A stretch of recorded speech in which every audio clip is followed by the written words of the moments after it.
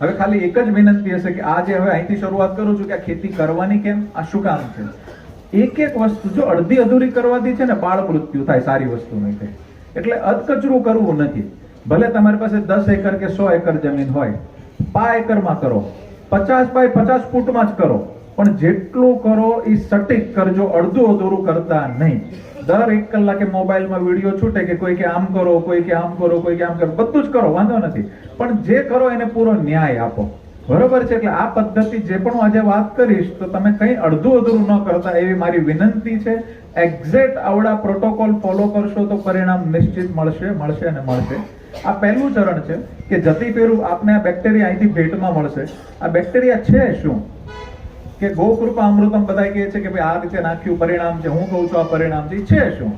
તો એ પંચગવ્ય, ગોબર, ગૌમૂત્ર, દૂધ, દહીં અને ઘી, આ પાંચેય ગવ્યો અમે 300 ગાયોના ગૌમૂત્રનો સેપરેટ એનાલિસિસ કરાવેલો, દરેકના અલગ હતા, ભોજન એક હતું તોય અલગ હતા. એવી દિવ્ય ગાયોના પંચગવ્ય અને 21 ઔષધિઓમાંથી ગુડ બેક્ટેરિયા મિત્ર જીવાણુને આઇસોલેટ કર્યા અમે, અને એ આ મિત્ર જીવાણુ છે એટલે એનું નામ ગૌ કૃપા રાખ્યું છે. ગાયની કૃપા છે, એટલે કોઈ અમારી કે કોઈ પદ્ધતિની વાત નથી, આ ગાયની કૃપા છે એટલે ગૌ કૃપા એને નામ આપ્યું છે.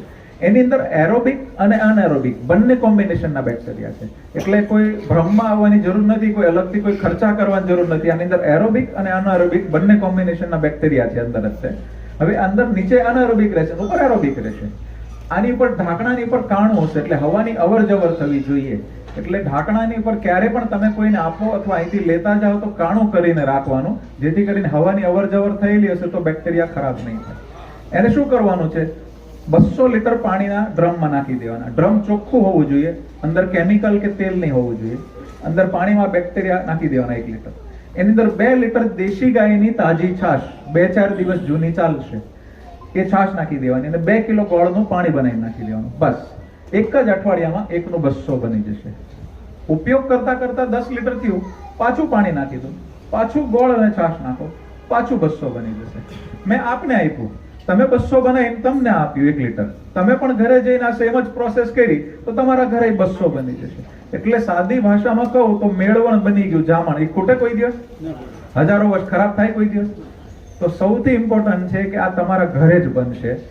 ક્યારેક મોટામાં મોટો ડર હોય કે કન્ટામિનેશન, સાયન્ટિસ્ટો અને માઇક્રોબાયોલોજીસ્ટને કે ખરાબ થઈ જશે તો નહીં. અમે 3-3, 5-5 વર્ષ ખેડૂતોના ખેતરમાંથી રાખીને પાછું મંગાવીને અમે એના મેટાજીનોમિક્સ કરાવ્યા છે.